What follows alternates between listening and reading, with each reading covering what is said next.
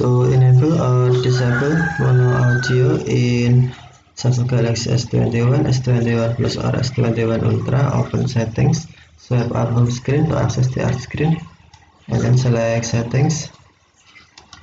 You can also open settings screen from notification panel.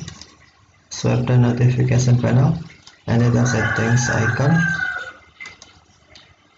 Scroll down settings screen, find accessibility, and then tap accessibility. Select hearing enhancements,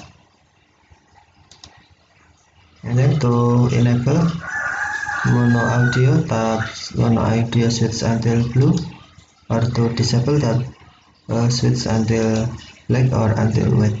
Play the same sound out of both speakers. If you enable, system will be play the same sound out of both speakers. And if disable or tap switch until black or until white, system sound back to stereo. Okay, thank you for watching. Have a nice day.